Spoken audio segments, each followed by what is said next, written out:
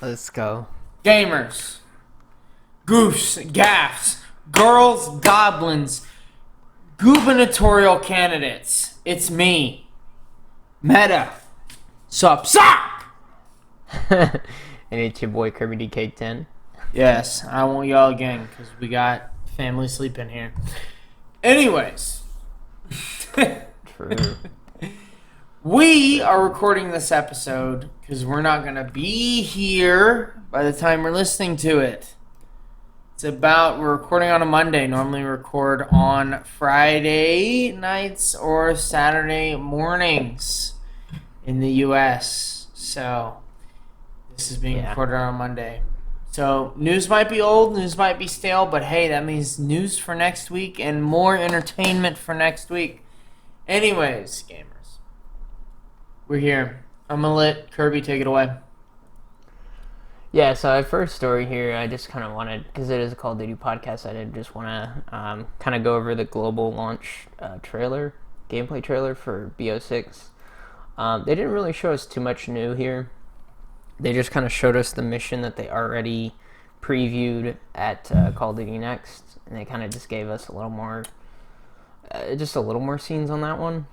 And then it looks like there's, like an embassy mission where I'm assuming, the bad Russians invade the embassy and you have to defend it or something like that.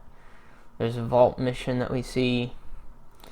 It looks like there's potentially some sort of like bioweapon that turns people into the zombies. So I wonder if like the zombies are going to be involved in the story in any way.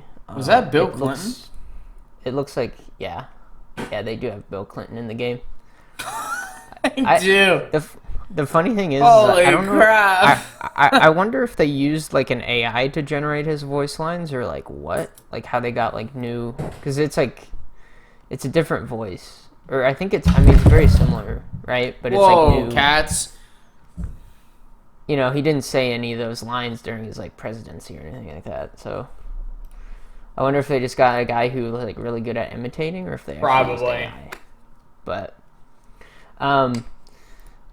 you have like your basic, it looks like a Vorkuta style mission where you're like in a helicopter shooting down at people. And then there seems to be some sort of like dreamscape mission where you're like falling through like out of this portal and there's like just stuff flying everywhere. I don't know what that's about, but it seems to be some sort of like psychological, whatever you would call it, thriller or whatever. But I don't know. It looks cool. I'm hyped for it. I never played the Black Ops Cold War campaign. I think I might want to stream that as well. But yeah. I can't wait for you to start streaming. If Kirby starts streaming, I'm definitely going to do some art for him. I'm already doing art for a lot of VTubers and streamers that I like that already do art. So why not just do more? It's always more practice. And of course, I'm going to be doing art for my own YouTube channel and videos on anime. So, and those are going to be long form documentaries. So I'm going to make the title cards really nice. No one's going to have a video like me. And no one's going to have emotes like Kirby's going to have. So I hope he streams it. And honestly, looking at this trailer, I probably wasn't going to get this game on launch day, and I don't know if I will get it on launch day. I might have to wait. I might have to wait until the 5th to pick it up, just for money's sake, and savings and everything. But wow. This game looks like real life. I know, yeah. But it still has that Treyarch style, which to me I always find more important than like the realism of the game, Well, you don't buy a COD for realism, so I fully agree. It just looks really good. Well, yeah, but I feel like with like Modern Warfare 2019, they tried to make the game like look way too realistic. They did, yeah. Play that way too, yeah, and it just didn't work. Just not the franchise for that, but. I can take it on to our next story. It's I thought this was kind of interesting, but Saudi Arabia, yes, the country is looking into buying more of Nintendo's stocks. So they have, I guess they're like, they're vice chair of Savvy Games Group, which is their like, I guess they're like a video game sector of their country. It was looking into buying more stakes, more stake in Nintendo, and they already own 8%, which I had no idea that. Wow. The country, which I is did like not either. which is a lot, and they also were looking into buying other companies' stake, other Japanese companies. Let me Google something. And it was just interesting because they mainly wanted to do it because they've gotten money from obviously oil, and of course they want to take that and reinvest that into, now everyone's playing games, so they want to get into that market too. Wow. Which is pretty smart on their part. I mean, I was trying to find an exact number here. It's very smart on their part. I don't know how many of y'all play Tekken, but Kirby and I here are I'd say we're like maybe like novice fans of Tekken. We played Tekken 2, 7, and 8. We haven't played much other than that, but I will say Tekken is huge with the Saudis. And to me, the Saudis have been doing a ton of like gaming tournaments. And then if you're an IRL golf fan like myself and you play any golf, you know that the Saudis have been making big moves as far as like taking some of the players away from the PGA. And now the PGA and the Saudis have made a deal to share broadcasts. So the Saudis have been getting involved in major sports and major video game tournaments for years now. And I'm not really one to be completely anti-Saudi. They're not always, despite what the media might tell you, a lot of them are, very kind and very just excited for media and entertainment. So I don't have a big, political issue with it.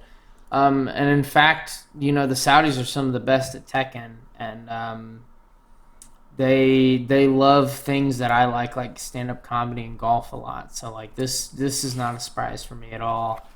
And especially with all the Tekken tournaments they put on, this just makes sense. And in fact, I think it's very smart that they're going to acquire a larger stake in Japanese studios. Is that a hot take? Is that a problematic take? I mean, I don't know. I don't really care about like the political part of it too much. Mm-hmm. I just thought that was kind of interesting. I didn't know that like as a country they would like invest in that. I don't know. Yeah, that just, to me it seems kind of wild. Well, and I'm always a bigger fan. I think. Sorry, I didn't mean to cut you off, but I think like there have been 2 countries that have really determined the entertainment industry, and then 3 more recently, but it's always been America and India, both with Hollywood and Bollywood. And then over time, we've had Japanese media like manga enter the scene and anime. And I think, I'm not, some big New World Order conspiracist, but I'll say I think it's always better whenever the world embraces different types of media, because it does bring us closer together, and hopefully we have less wars and less money and less lives wasted. So I'm always a big fan. Okay.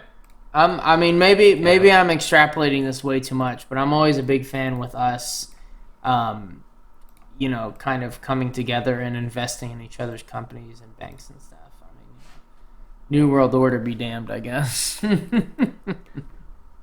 Yeah, no. I mean, I'm not as big of a fan of globalization. I mean, I think you can enjoy any media that you want, obviously, but I think it can help us understand other cultures for sure.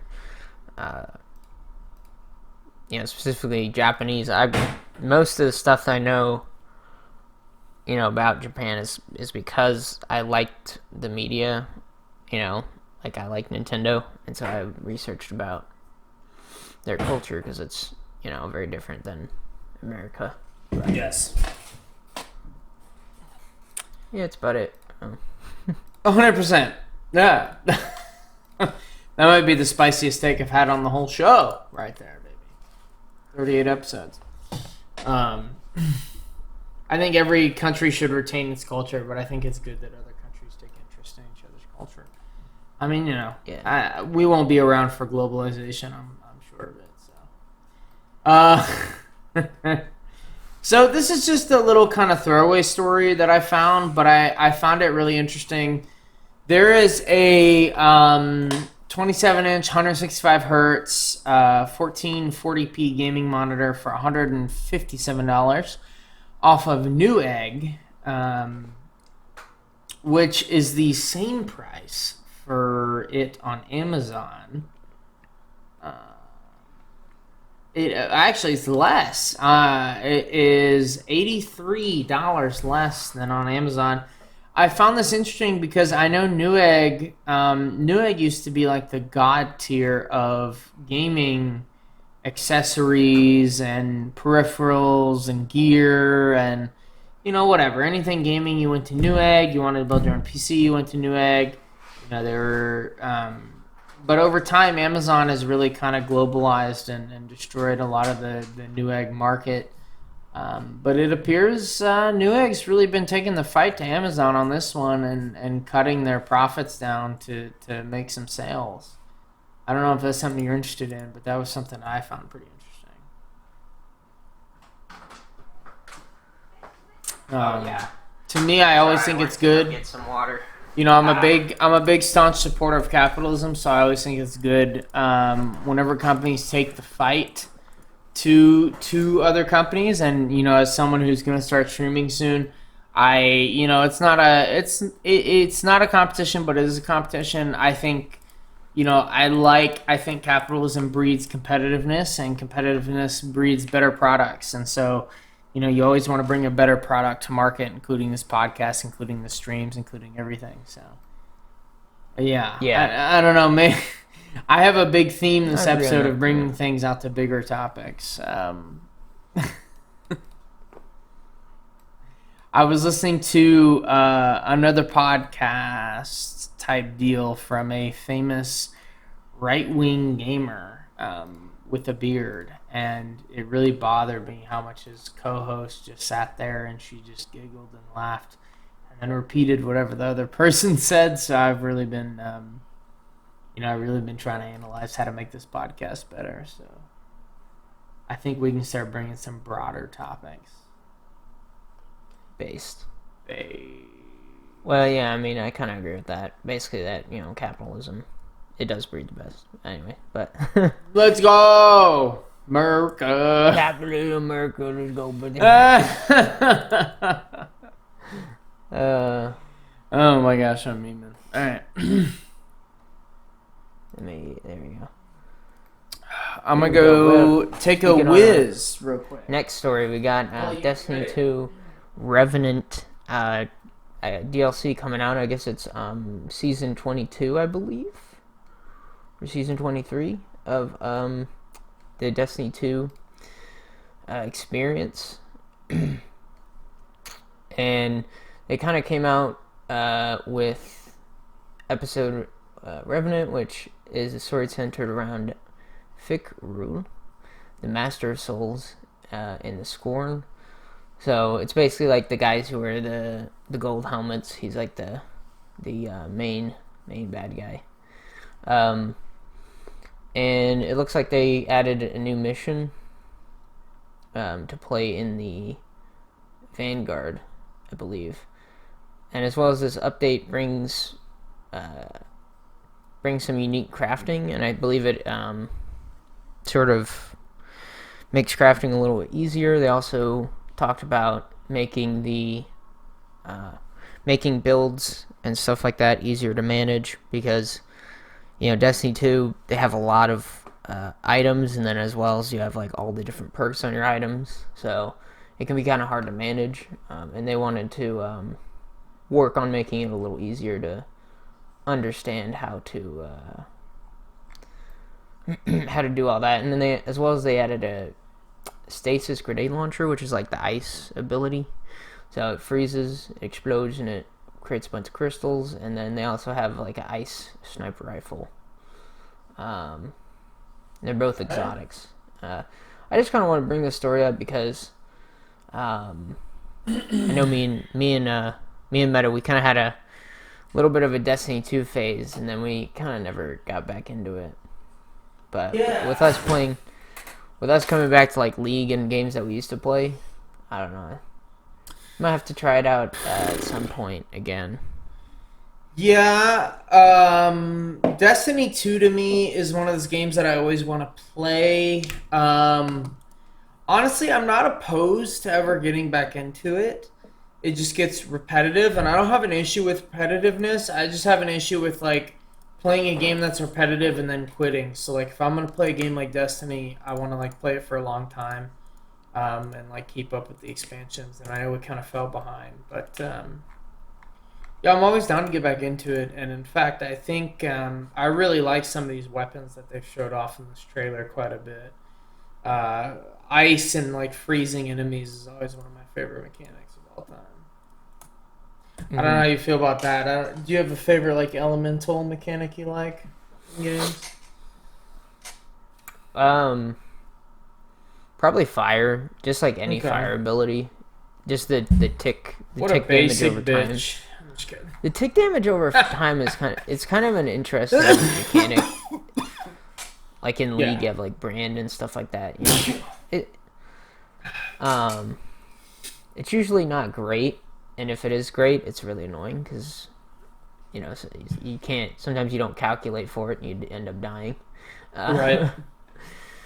But as well as they did show off a little bit of Destiny 2 codename Apollo, which is their next expansion to come out in 2025, and it looks like it's sort of it kind of gives me like an Aetherite vibe from like FF14. Like it's like floating lands and looks kind of snowy. Other than that, though, I mean, yeah, it looks pretty cool.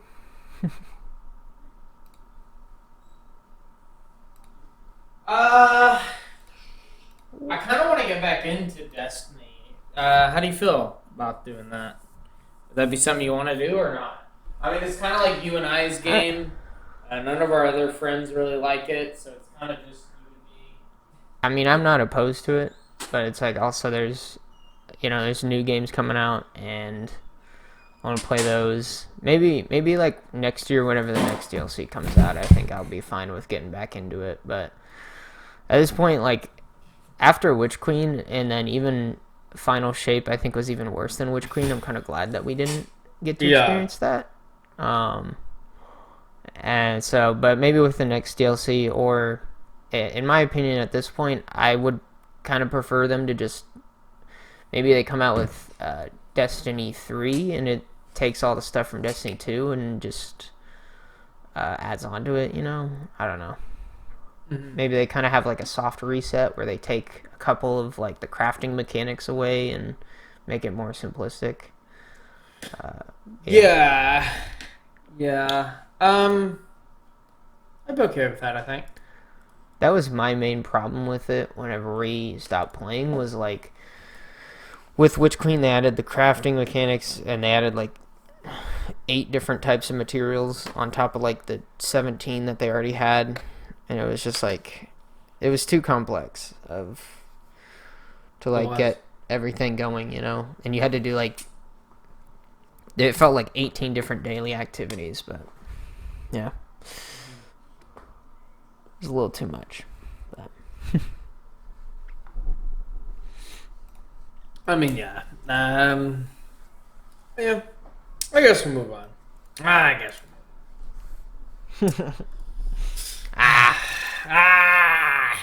Ubisoft This is a story from Video Game Chronicle. Video Games Chronicle.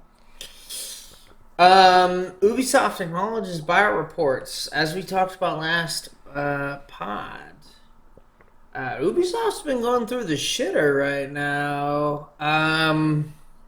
Their games have not been good. They've been too woke. I think we've covered almost every recent Ubisoft release, at least like 90% of them.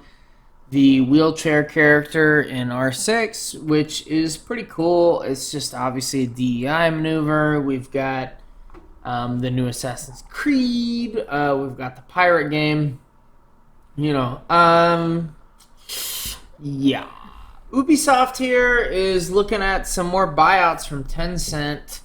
As we know, Tencent owns almost everything. They own a majority share in League. They own a majority share in a ton of mobile games.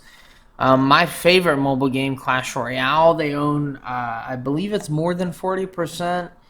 So, Tencent is a Chinese-operated gaming publisher, developer, whatever you want to call them.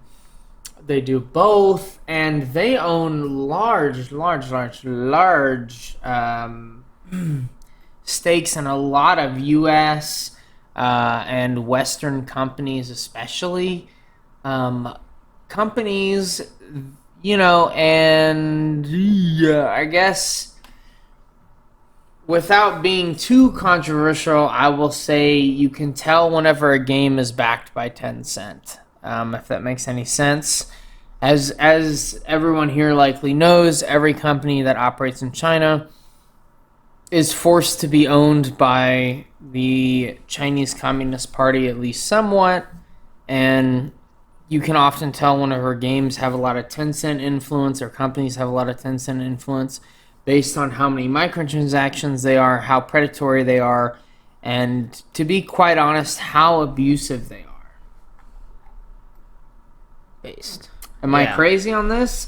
And so to me, whenever they're saying they're going to buy more of Ubisoft, hey, Ubisoft wasn't doing too well, but I mean, I'd rather have them owned by, I don't know who owns Ubisoft, but I'm sure it's a company here in the North America. So, yeah, I mean, we'll be able to tell. We'll be able to see the difference if Tencent buys them.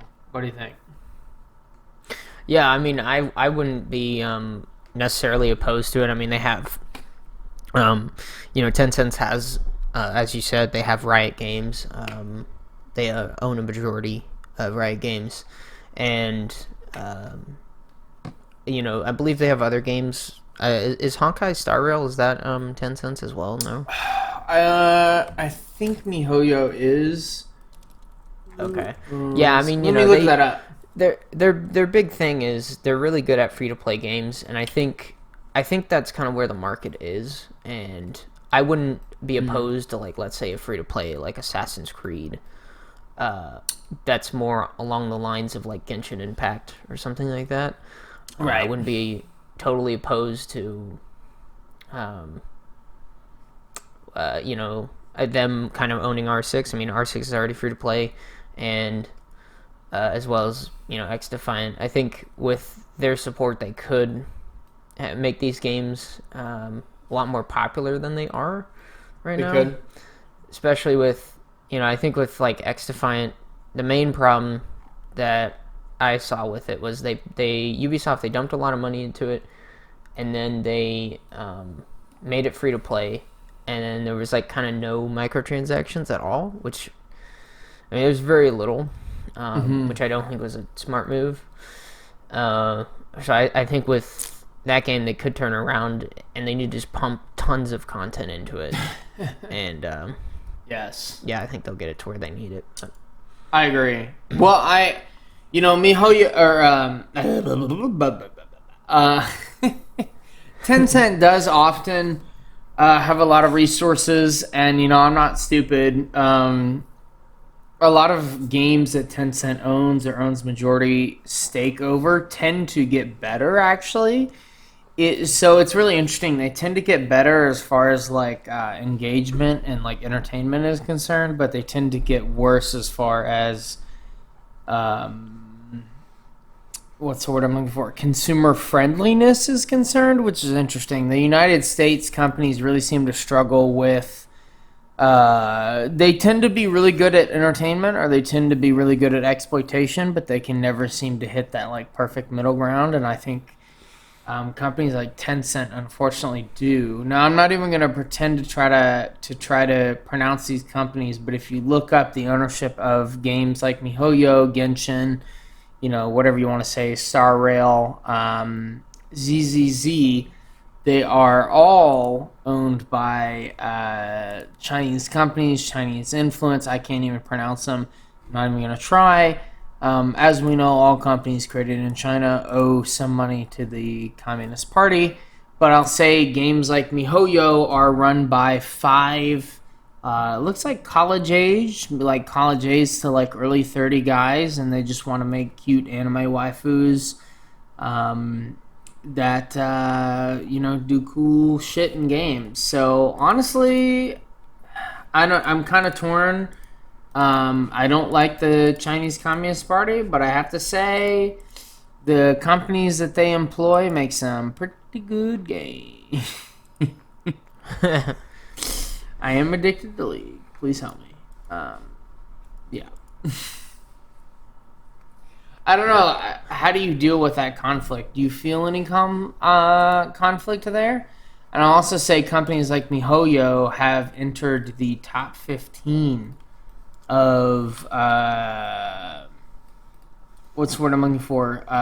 Billion, with the $23 billion valuation. They've entered the top 15 of the most wealthy companies in the world, right next to ByteDance, SpaceX, OpenAI, Ant Group. Let me see if anyone interesting is in here. Binance, the Telegram company, and of course MiHoYo and Citadel.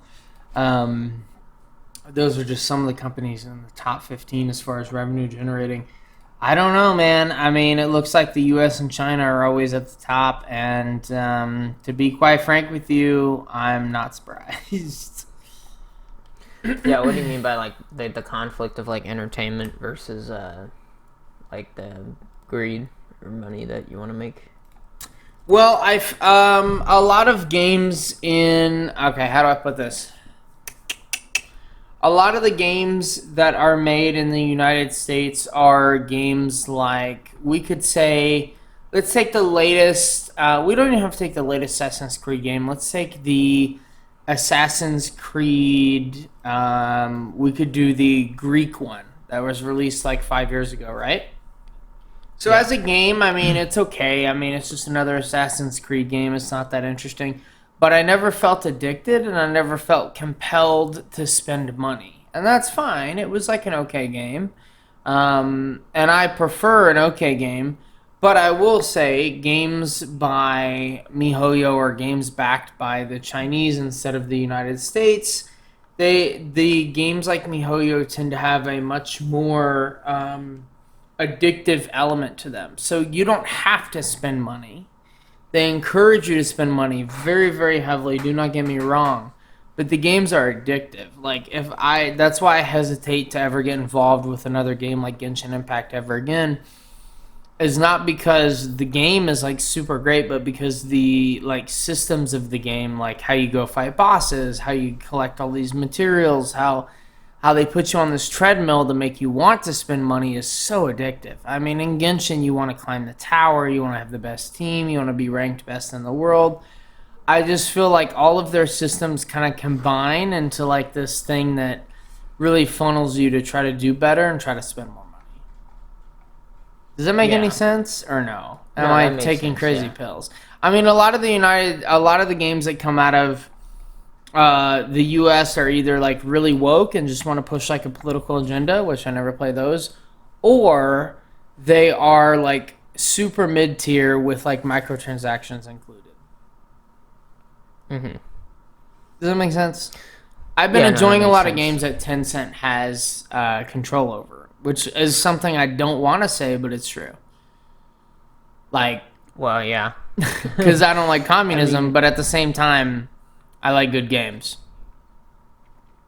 Yeah, no, I mean, most of the games that they do make, the games that are coming out of the United States, they're more focused on politics, and I feel like with all of the Tencent games and even the Nintendo games and stuff like that, they always make like inoffensive things, right? They don't make things that try to say a message or have a message in them.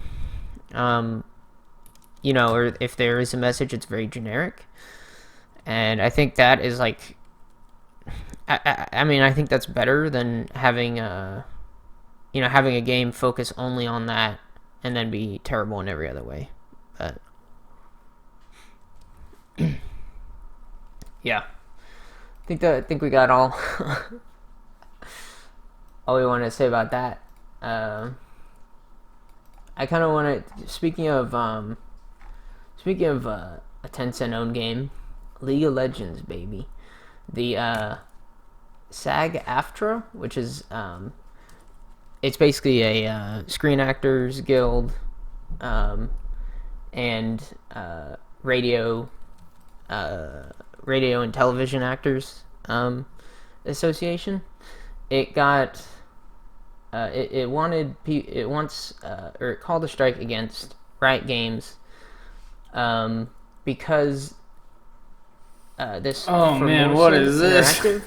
They worked on League of Legends, or allegedly worked on it, and they went against the video game strike that began in July. And once that happened, they supposedly transferred the game to a shell company, and then they notified the casting members and they wanted non-union talent only.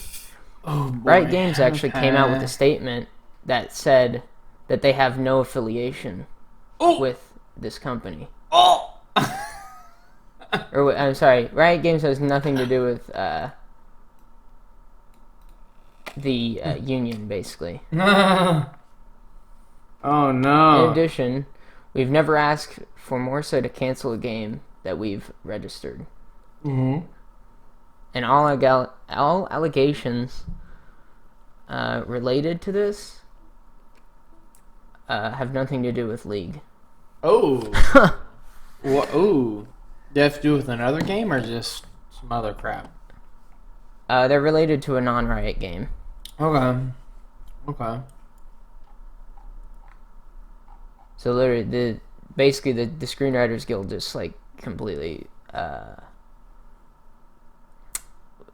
fabricated it. And I'm assuming Formosa never even had any involvement with it's Formosa Interactive. Never had any involvement at all with League. I mean, I don't know why they would. So I'm kind of curious on. I'm kind of curious on how much this has. So yeah, League of Legends and companies like Riot have had issues comes out with how they treat women, and sexual harassment and all that. So I'm kind of curious on how much this actually has to do with like a. Obviously, it's not a union created against Riot. It just seems like a random union that was created and has issues. And I wonder if the only reason they have issues is due to their association, oh goodness, with like all these previous sexual misconduct allegations and stuff. Or no? Do you think this is just... Nah, yeah, it's hard to tell. I mean, it almost seems like it's like a retaliation thing. Yeah, I think it's more. Or am I crazy? Yeah, that's what it seems like to me more to be. I just kind of wanted to cover the story because, like, in my opinion, I really don't think that this is gonna do much in the long run, anyways. I mean, League of Legends, I don't know how big the studio is, but if I had to imagine, it's probably pretty big, considering all the cinematics and all that they've made. They look like movies. I mean, we'll have to see, as well as like League of Legends as a game. It's in terms of the content that has come out, it doesn't have much coming out anymore. I mean, it doesn't. No. The last character that came out was like 9 or 10 months ago, which is fine because the game has so many other characters. But yeah, I don't know. I know we've been getting back into League. I mean, I'll put it this way: League is one of those games that has, on average, grossed about like 1.75 billion for the past 10 years. I mean, League is probably one of the most popular games of all time. So yeah, their content has slowed down because there's so many champions. There's so many people that are already addicted. I mean, at this point, I think this is kind of interesting, but I think people don't want more champions for League. I think people are done. I think people have realized, like, hey, there's enough champions. There's like 3. If you want to play a particular style in a particular lane, in a particular role, there are like 3 champions that do the exact same thing.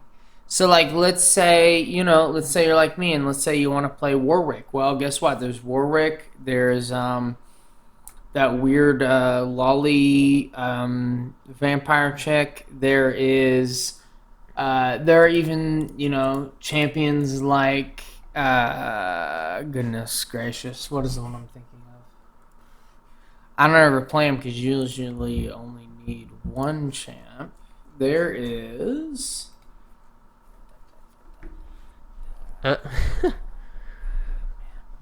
Oh, there are champions like Rek'Sai and Super Ghost Boy that I never play.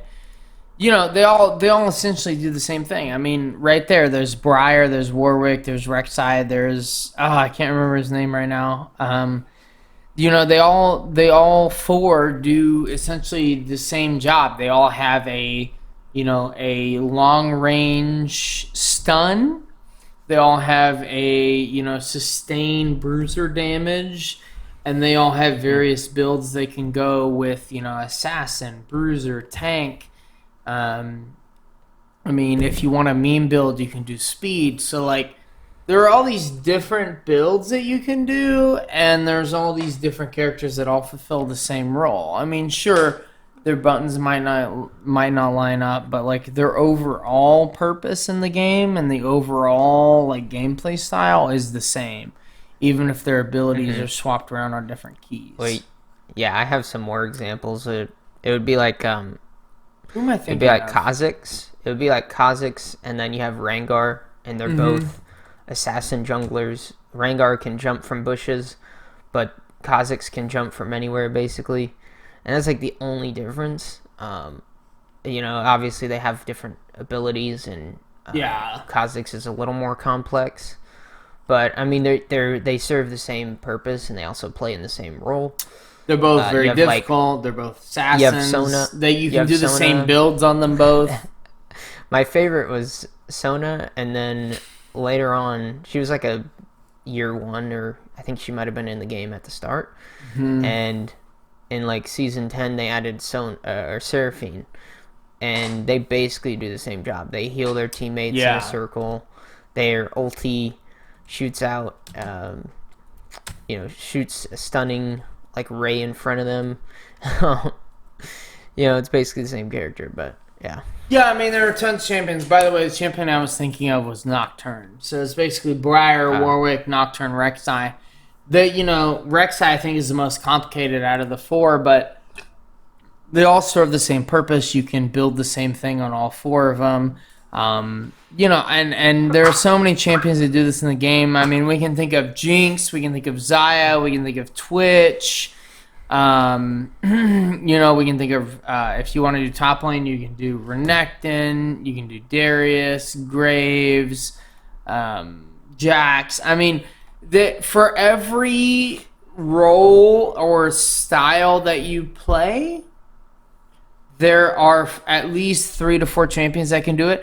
And then I would even go farther to say that a lot of those champions can be flexed into different roles. So, like, you know, you can play Warwick top, right? Or you can play him jungle. Mm-hmm.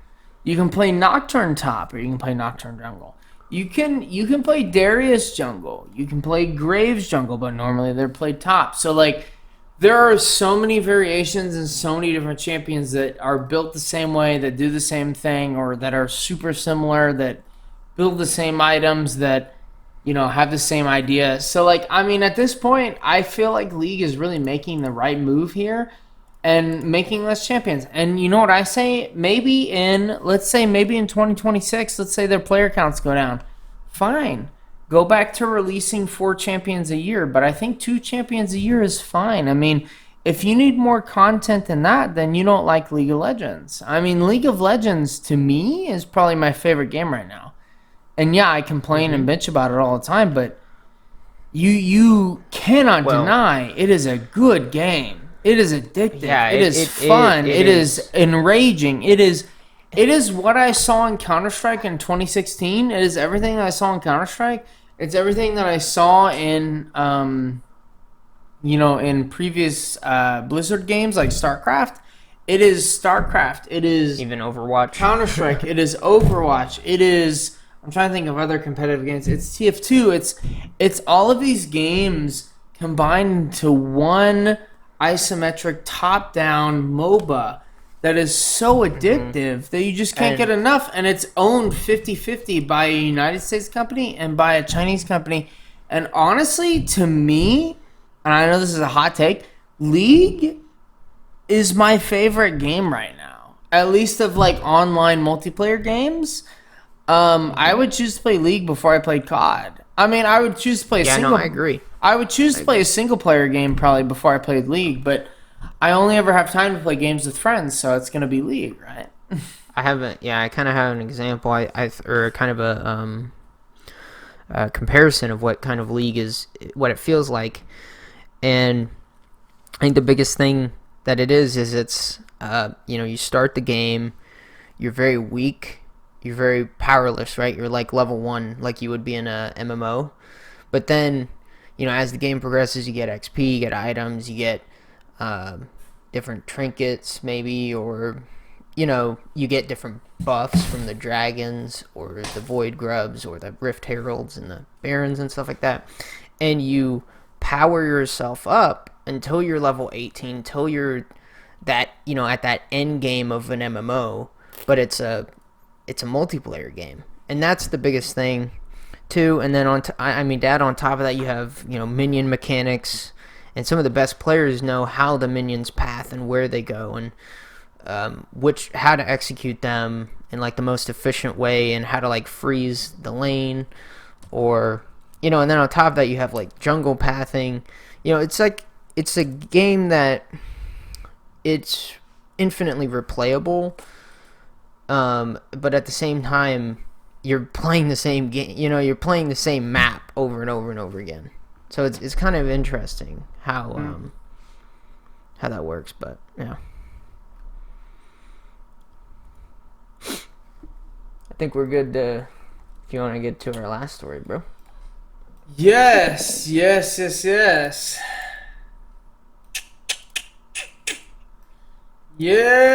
So last week we were talking about Silent Hill 2. We have from the director of the game from 23 years ago, Mashishi Toisibayama. Sorry if I butchered that. Admits that he was not satisfied with the playable camera from 23 years ago. That camera that everyone praises as being the best thing ever, that adds like theme and value and suspense, which I'm sure it did 23 years ago whenever the technology wasn't that good. The camera from Silent Hill 2, I think, from the original, is objectively bad. I think the over-the-shoulder camera is way better. And honestly, given the blessing of the original director, I'm fully excited to play this game, and I don't even like horror games. I might legitimately buy this game. And maybe I'll go back and emulate the original just to play it. Like, I really want to play it. And I'm really glad that I have his blessing. Yeah, no, I mean I'm watching the gameplay from this new version, and I mean it looks basically like a Resident Evil game, over the shoulder style camera. And yeah, I mean the like static camera in the first Silent Hill and the first Resident Evils, it's a meme and it's hard to play with nowadays. So I mean, I can totally understand. With at the time, that was the best that they could do. But with the technology improving so much, I don't see why you wouldn't want to play a game like this. But yeah, as compared to that, with that old camera, that's hard to maneuver with. But yeah, no, I mean it looks great. I'm excited to play it. Dude, honestly, I might get it. It makes me really excited, especially with his blessing. I mean, shoot. Yeah, no, I mean the graphics look good too. I mean, I don't think they're maybe the best thing out there, but pretty good for this generation. Yeah, I don't know. I think that's about it for the podcast. It's been a fun podcast, boys. I think that's about it. It has been. Yeah. Boys. Hope you guys enjoyed the podcast, boys. I hope you did. It's been your boy. I'm a little sauced. Kirby DK. Yes, it's been your boy Meta. Hopefully I was more entertaining. Hopefully I was a little more loose. Hopefully I wasn't too edgy. But you got to really know what I think. And next time we'll be sobered up and maybe more composed. But yeah, I think we'll be streaming over on Kirby's channel right now. We'll probably stream some Lee, maybe. Perhaps. We'll see. Perhaps. Made up out of Ren Fair. I love Ren Fairs. Peace. Yep. See you guys later. Peace. See y'all.